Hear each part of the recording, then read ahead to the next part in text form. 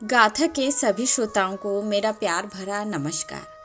आप सुन रहे हैं गौतम बुद्ध के जीवन की लोकप्रिय कहानियाँ। आज की कहानी का शीर्षक है बुद्ध का भिक्षु और वासवदत्ता। बुद्ध का एक शिष्य उनका उपदेश सुनकर भिक्षु हो गया। वह एक दिन नगर में भिक्षा मांगने गया।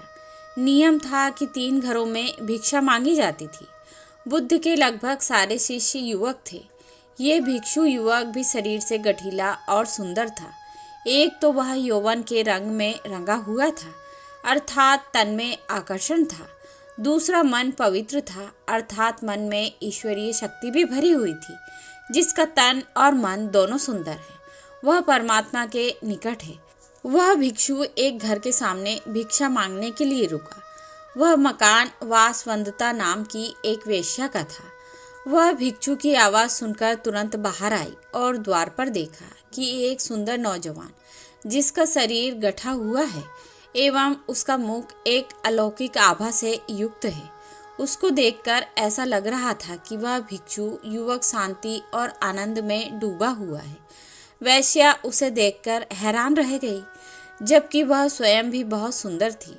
सारा वैशाली नगर उसके पीछे घूमता था कि वह हमको स्वीकार कर ले, हमसे विवाह कर ले, पर वह किसी को भी स्वीकार नहीं करती थी।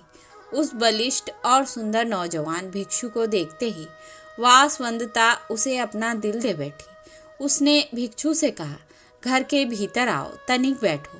भिक्षु ने इनकार कर दिया। देवी, मैं अभी नहीं आ सकता हूँ, वैश्या ने कहा।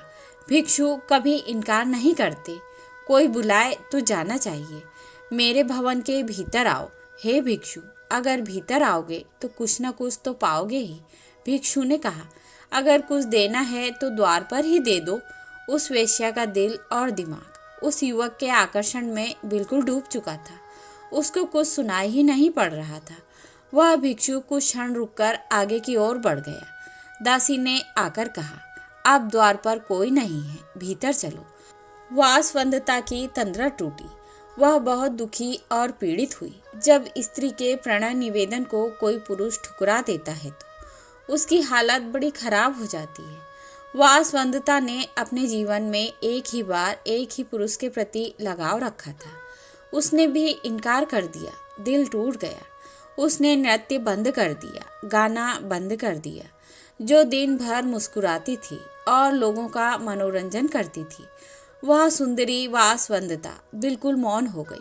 भगवान के द्वार सबके लिए बंद हो गए। वह किसी से भी नहीं मिलती थी। कई धनाढ्य लोगों के निमंत्रण आते थे, आओ हमारे उत्सव में खुशियां बिखेर दो, किंतु वह इनकार कर देती थी। एकांत को उसने अपने जीवन का साथी बना लिया। दासी अच्छा अच्छा भोजन बनाती थी, पर उसकी भूख और प्यास को वह भिक्षु मानो सदा के लिए ले गया हो। वासवदत्ता को रात दिन वह भिक्षु याद आता था। वह बहुत कमजोर हो गई और बीमार रहने लगी। कहते हैं कि चिंता चिता से बड़ी होती है। चिता एक बार जलाती है और चिंता सदैव जलाती रहती है।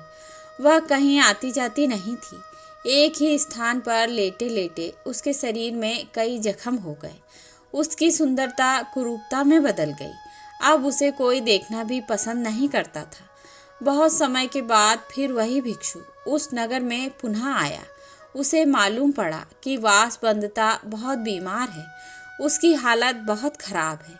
भिक्षु उसके द्वार पर गया। दासी ने जाकर कहा कि वही भिक्षु आए हैं। वासवदत्ता ने दासी से कहा, यहाँ पर मत आने दो। जब मैं सुंदर युवती थी, बहुत खूबसूरत थी, तब मेरा निवेदन स्वीकार न किया। अब मैं बदसूरत और बीमार हो गई हूँ। अब मैं इनके सामने कैसे जाऊं? नहीं जाऊंगी। पर भिक्षु आ गए। हे देवी, आज तुझे मेरी ज़रूरत है। उस समय तुमको मेरी ज़रूरत नहीं थी। उस समय तेरी सुंदरता, तेरी नाच गाने से मोहित होने वाले हजारों थे, किंतु दुख की घड़ी में सब दूर हो जाते हैं।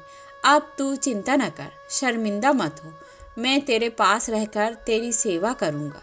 भिक्षु ने पवित्र भाव से उसकी सेवा की। वासवदत्ता की वासना मिट गई। उसका विवेक जाग उठा। भिक्षु उसे बुद्ध के पास ले गए। उसने प्रार्थना की, मुझे दीक्षा दो। बुद्ध से दीक्षा पाकर वह भिक्षुणी हो गई, अपना जीवन पतित से पावन कर लिया। बुद्धं शरणं गच्छामि। तो यह थी एक छोटी सी कहानी, बुद्ध का भिक्षु और वासवंदता। आशा करती हूँ आप सभी को पसंद आएगी।